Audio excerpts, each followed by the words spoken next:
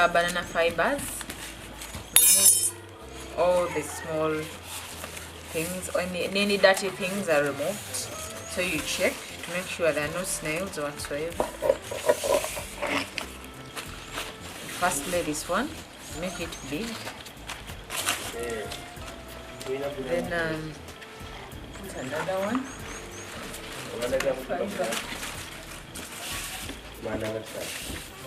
Then you lay another one. Triple A. I think this will do us better. That is a twin. Do this. The fibers crossway. And then find a big banana leaf where I'm going to put the matooke.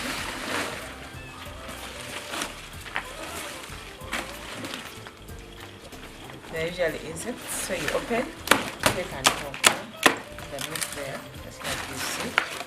So you remove them. If there are many, you even wash.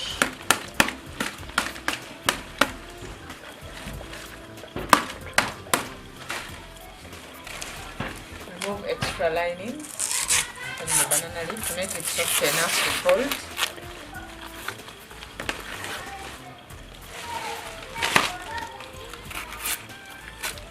When it's very hot, they usually have a lot of dust, and it becomes hectic to use them with dust because you have to wash each and every fold. So we usually cut and keep them for some time in a very cold place.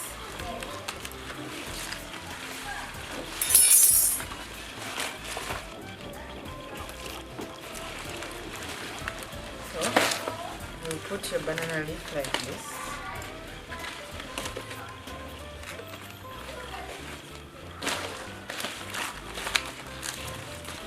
Best to use the small banana fiber up in the lining and the big one in the sides because you'll have to fold several times. So you do something like that. And then you get set. Peel. So you start peeling. In the African culture, peeling is done while sitting. We don't use tools, so you sit on the ground. And the first matooke that you peel, you have to divide it into two so that even if you get visitors, the food you cook is still enough. It is a culture that was trained by the grandmothers and the aunties, that you have to peel like that so that whoever comes home actually eats. Because in Africa, whoever comes home is entitled to something, at least a drink if there is no food. You don't leave the house. There's nothing like a budget for the home or something like that.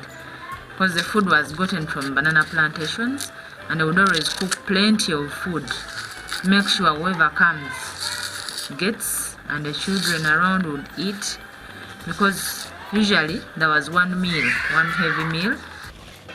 After I put your matooke together, and then you cut other small banana fibers, other small banana leaves, sorry. You cut about 4 or 5. Usually with the ripe one, it comes out best because we believe when it is ripe like this, it holds more heat than the ones which are still green. So usually keep some to ripen like this to be used for such cases. So you put one this side, you put one this side like this. While putting your food together to keep the food, in case you are away, the food keeps hot for a long time, and also used for serving. When you put the food, when the food is ready and you put it on another mat that we shall show you for serving food, you use these very ones to work as the servers, as we shall see later. So you fold this side, and then you also bring this side together, and you do like this.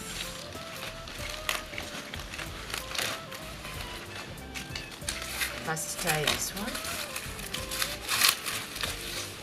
You make it loose so you can make the food look neat and not so wide. So you first bring the downer part, you cover the matooke, then side, then another side, and then you bring this down like that, and then you turn the food. Don't forget to hold your fibers. Then you bring the downer on still, then you bring the side and also the side, another side like this, and then this. Then after, you bring the banana fibers together.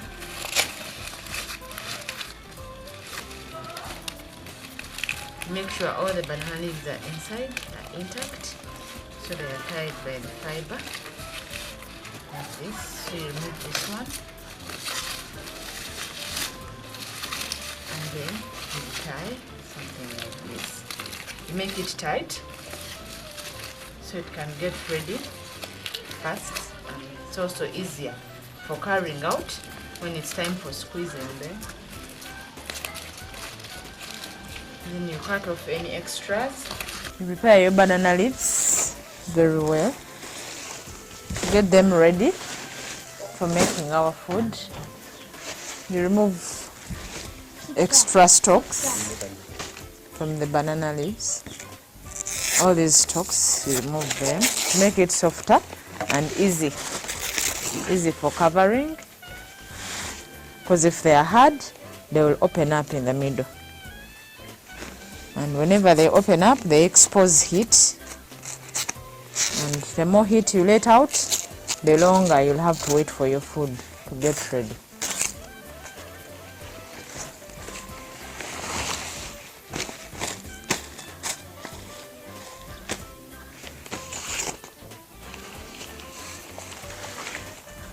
Now our banana leaves are set. Now you get your saucepan. You put it on the banana peelings just to make sure it doesn't get holes very soon.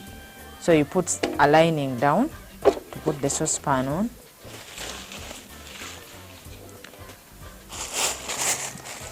You get our stalks from the bananas. Put them under to work as a lining, so that water does not enter in our food.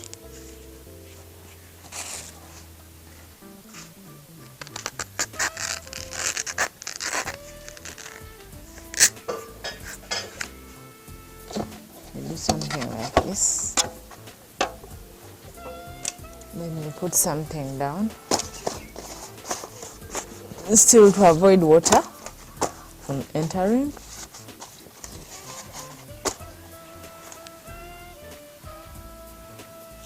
And we put our food here.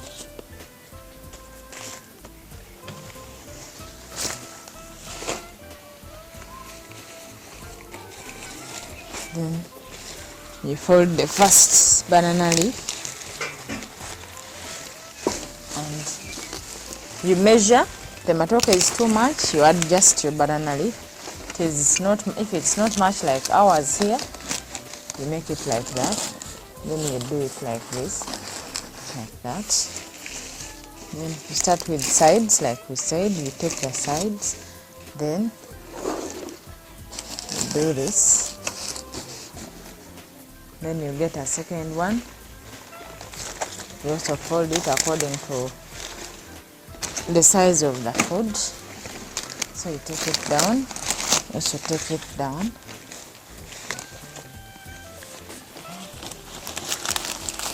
You put the side, you put the side.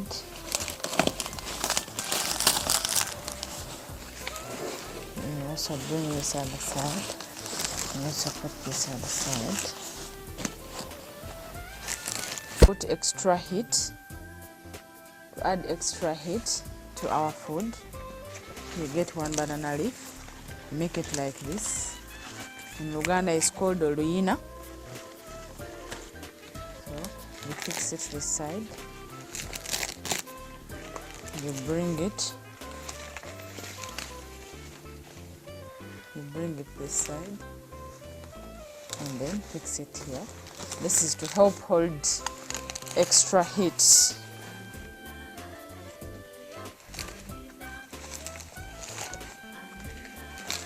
You fold all this into inside so it can hold extra heat. Now saucepan.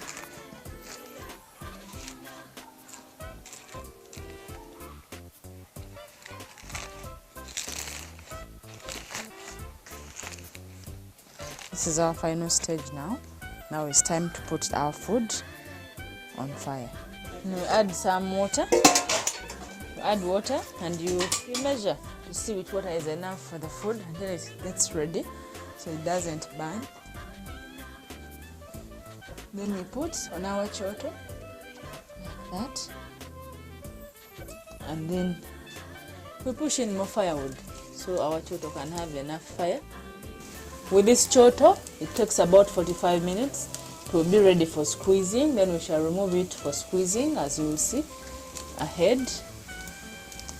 So the heat is really too much in there. This is meat which we are roasting. We are going to make luwombo. We have roasted it a bit to give it a nice aroma. We put, whenever the fire is too much, we put banana peelings. It gives it a good aroma as well. And it also minimizes on the fire so it doesn't burn. Because when the fire is coming too much, the meat will burn. We usually use a bit of fatty meat because the stew comes out well.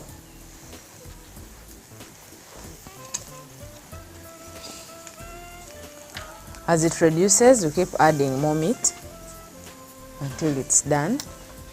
Though someone has to be there to monitor.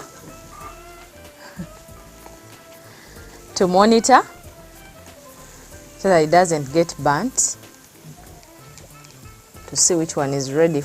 We are now roasting our chicken, half roasting like we did with the meat, because it's also going to be a luwombo chicken.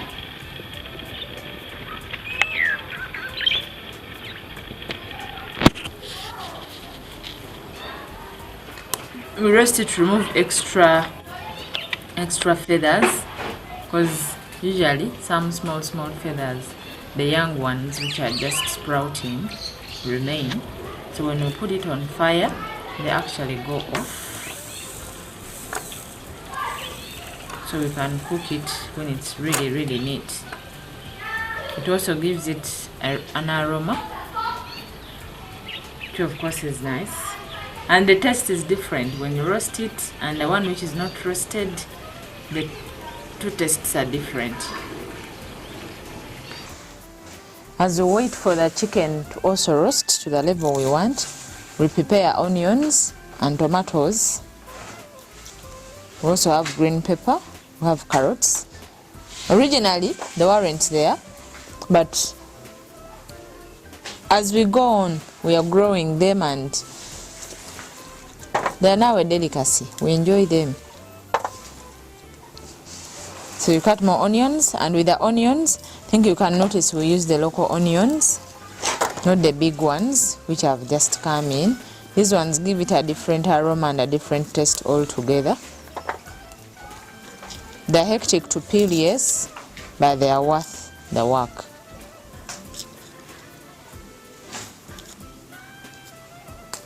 And we still grow them in our banana plantations. So when you come across 2 or 1, you bring it, put it in the luwombo.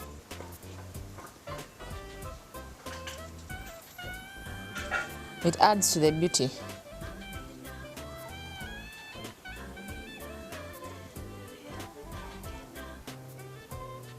We shall divide it into 2 because we have 2 mpombos, and then again a quarter, so each luwombo will get 2 pieces.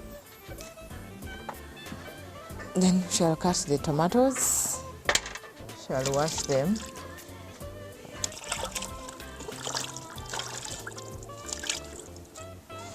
because we need everything clean.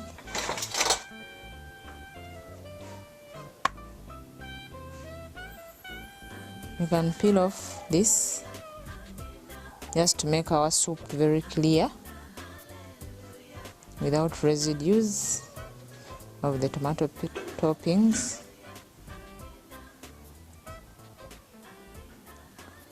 The tomato skin usually is very hard, doesn't get ready, so it actually floats on the soup and it doesn't look very nice, doesn't look very neat. So we cut it off.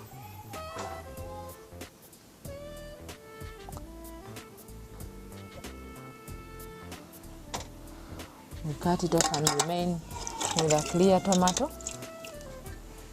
I also peel this one.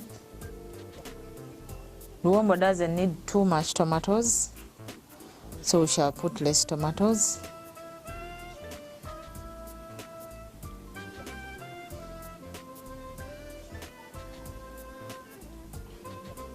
So this is a bit too ripe,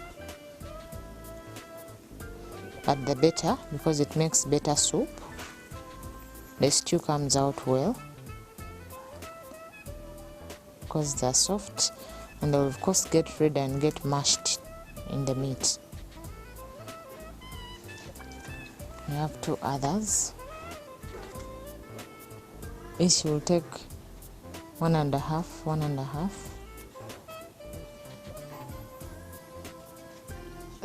Depending on how much the meat will be or how much the meat will appear in the luwombo.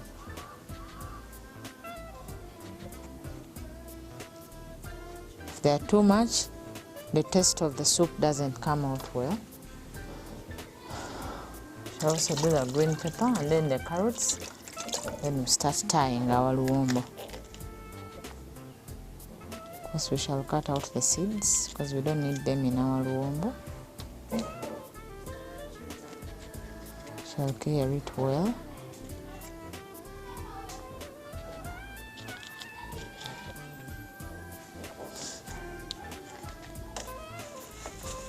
I also have 1 carrot for both.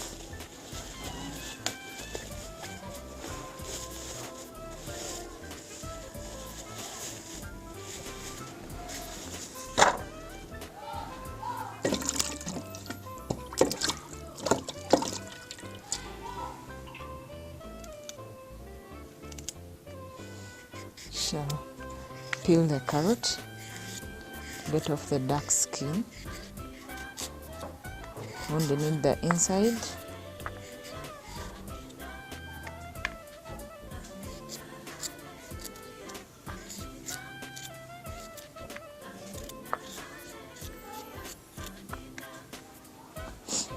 Put them ready, and then it's time to cut.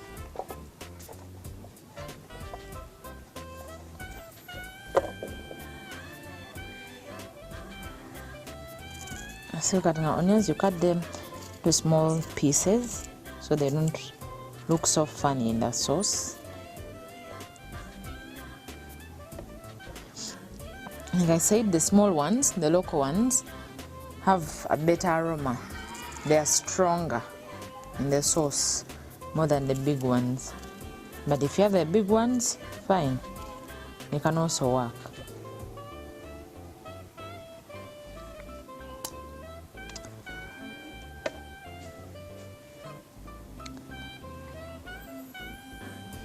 Then you come to the tomatoes. Tomatoes you also cut small pieces like these ones.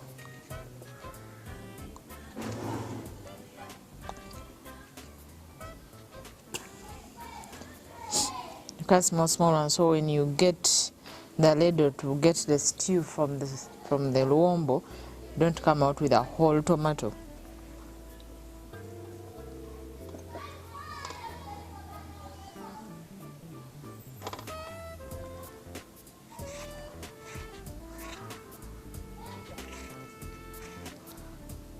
Cut small one. The grated carrots, because it is better to dissolve in the soup. It also gives us better color. of our sauce. And the taste, of course.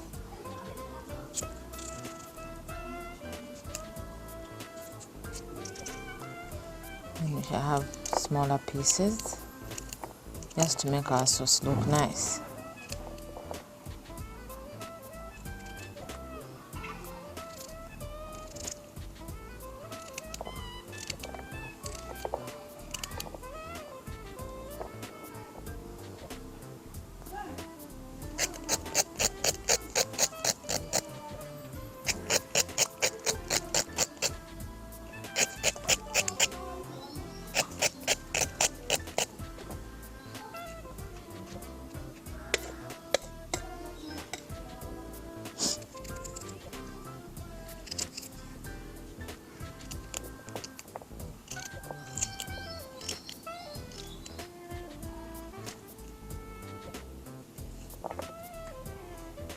Our green pepper.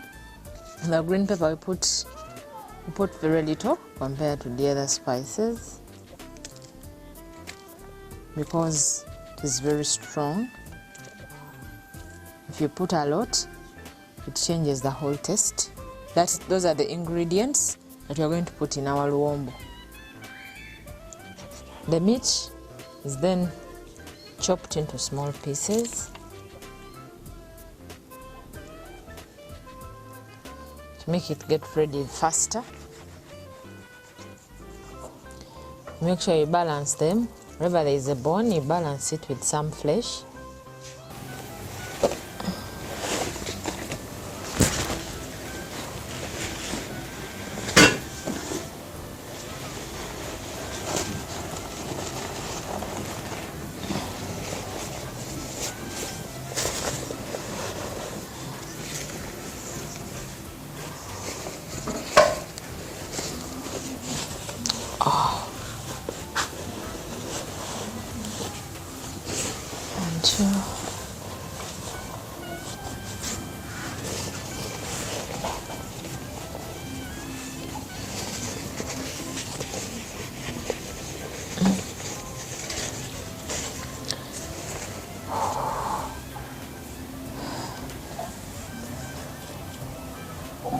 So after folding your luwombo, you put in your meat. You start with the meaty ones, with the fleshy pieces.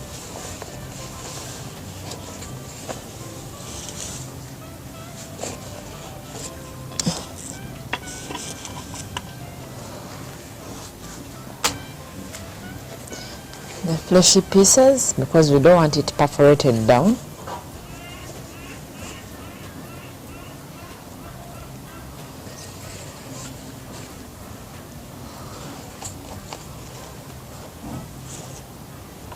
Then after making a boneless platform down, then you can put the bony ones.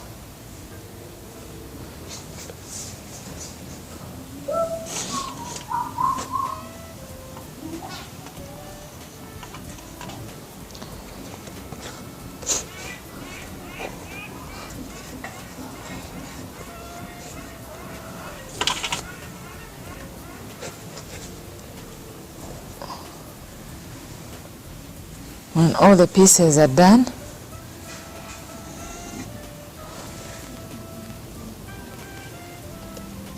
I finally put the last piece here.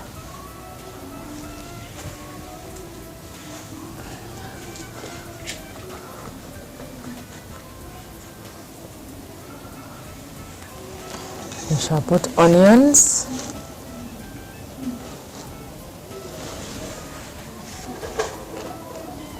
Put them evenly. Shall put 2 pieces of Irish.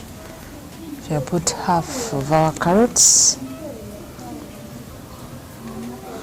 Then half of the tomatoes as well. Remember we said they shouldn't be too much, neither too little. Then some green pepper.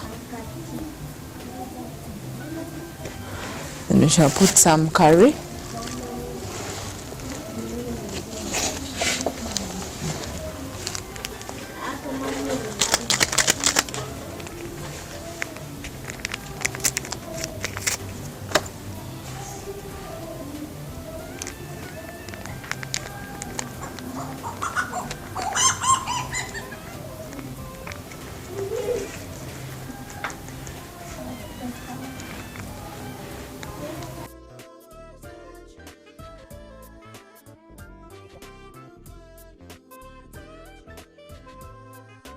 Then lastly, we put salt.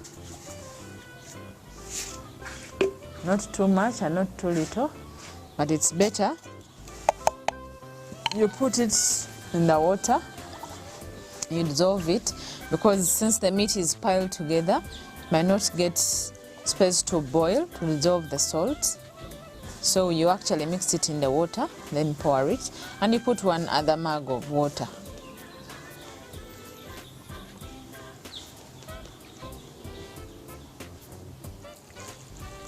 You pour it in all corners so that the mixing is actually easier. Then you add one other mug of water. Why you put little water is they're going to be tied together, so the tomatoes and all the other beverages will actually produce soup. So we put very little water because we also put the other water into consideration that is going to be produced by the ingredients that we have put. Then from here we prepare something that we are going to use to tie our luwombo. It is best with a banana fiber. The reason why we wet it is to make it soft so it doesn't break in the middle of the process. So we start by holding the corners like this, then you fold it like this, then you also get this other corner where you already folded, you fold,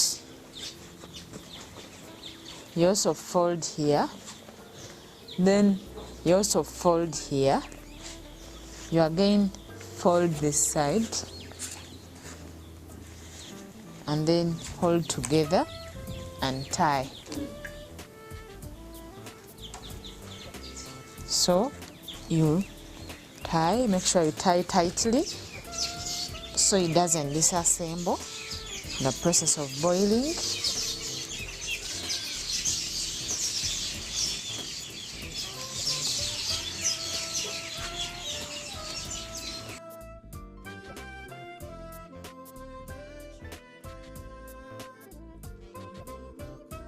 Like you saw me breaking there.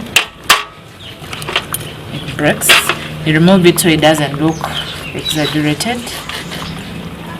You cut from up and then pull out the bone.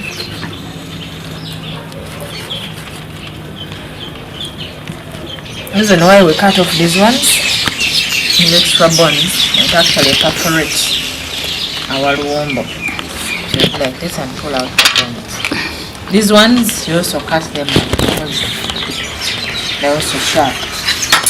You could do the same.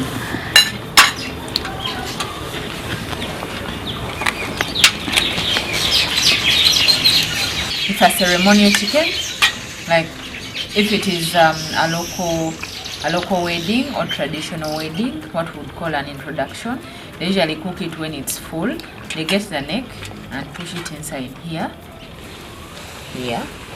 and then they get this other part and also push it in here like that. Then they will get the gizzard, they also put it inside.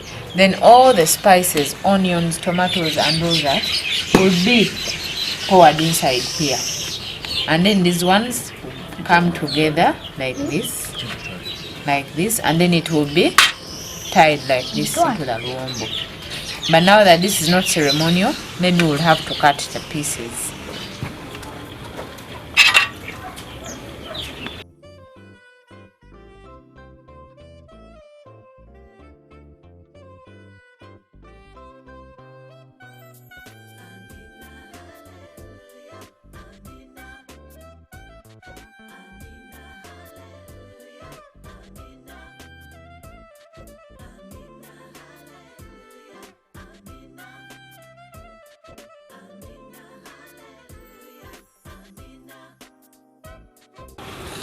Now we are tying our chicken luwombo. We still start with the less bony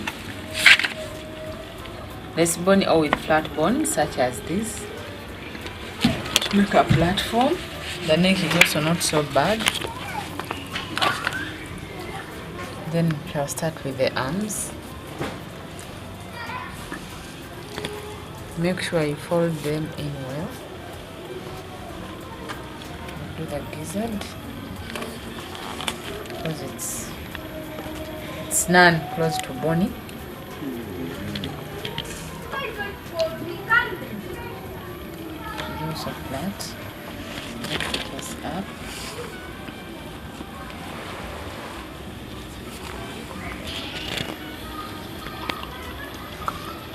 Make these ones face up so that you don't.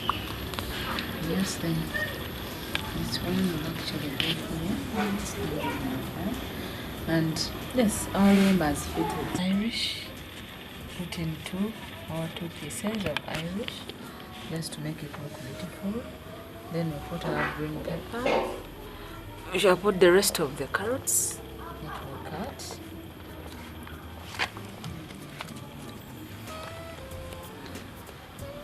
Then here, then of course the tomatoes. Like I said, we put less tomatoes. Then we put in our onions. Like I said, there should be more than any other thing. Like you can see, the onions are more. Then we put in our curry powder also. It depends on who you're cooking for. That's enough. Then we shall put some salt. Still, we need to dissolve it. You look at the amount of chicken you have. The amount is what gives you how much salt you're going to put. You mix it in water because you're not sure it will really boil for the salt to dissolve. So you do like this. You mix the salt in the water. Then you pour in evenly all parts. Then you also add 1 mug of water because the tomatoes will also bring their own water. Then when it comes to the actual tying, we shall prepare our banana fiber, which we are going to use to tie.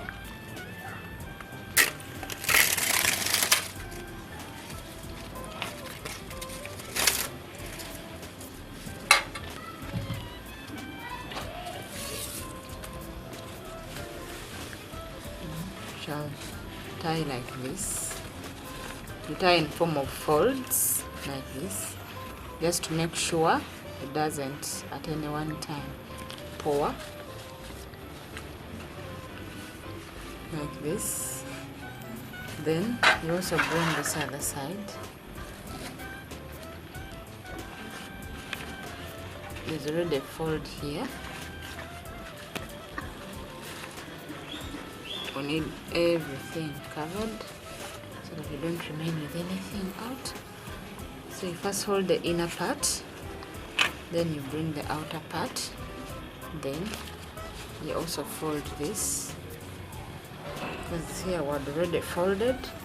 So you bring this side, you bring it this side, and then you hold it together firmly, and then you bring your banana fiber and you tie firmly. Make sure it's very tight because there's a process of getting loose during the boiling.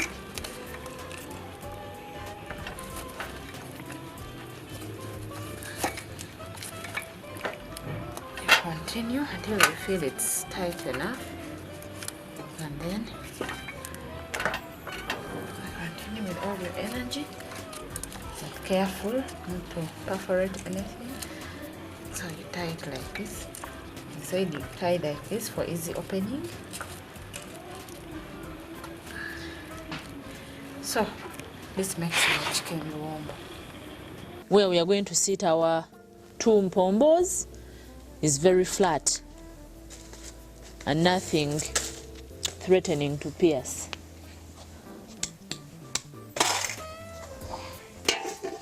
And add just to make sure they don't sit in water.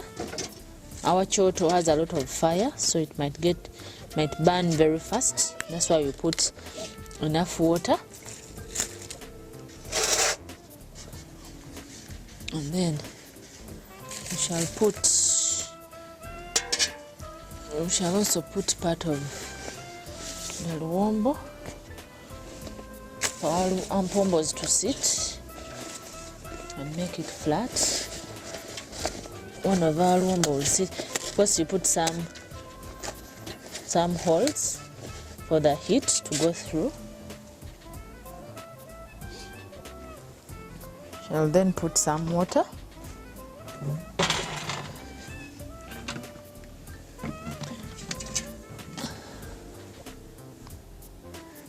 In all we do, nothing has cooking oil. We do not put cooking oil anywhere. It is strictly anti-oil.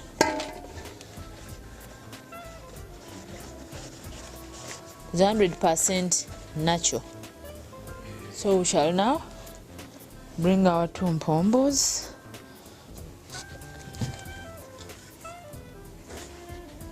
Also put this here. Just make sure they are safe. And none is going to be perforated. Like I said, you put some holes so they can get heat. You shall then you carry carefully so that it doesn't tear. Then you can also bring the second one. Then also put it here. You can make them bend so they can fit like this. So you then do this, then do this, then do this, and then do that.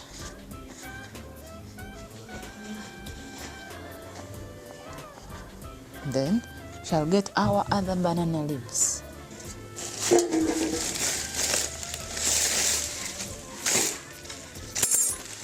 This time we shall make two. Shall make a pair of each.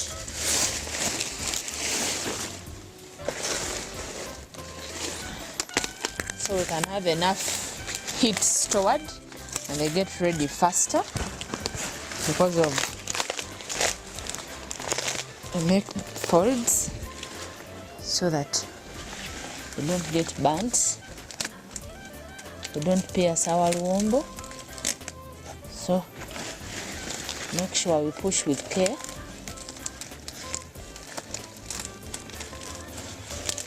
So we push it down like that. And we do on the side. Then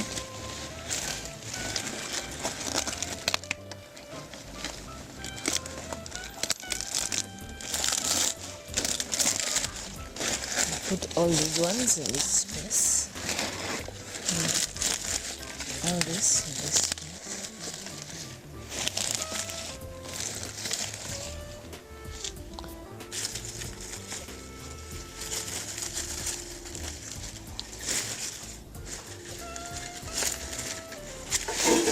Because this is big enough, shall use one of it.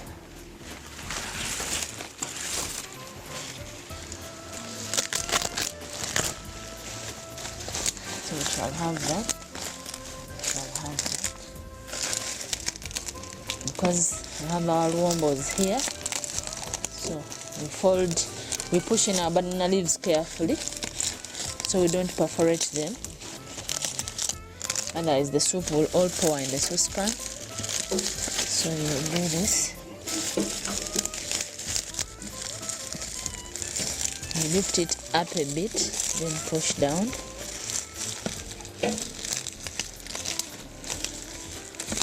Like that. These are just short, but they'll be fixed somewhere else.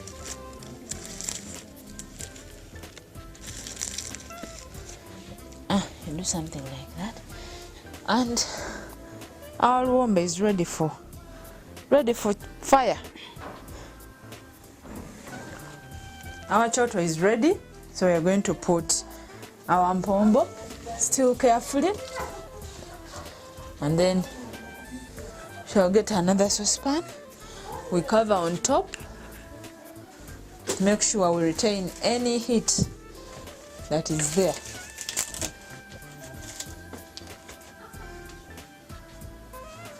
If there is still more space in the sides, just to make sure our heat doesn't flow out, we can get this and actually fix them here. Make sure we have no space left, even in the sides. Make sure we have no space left. Shall add some more.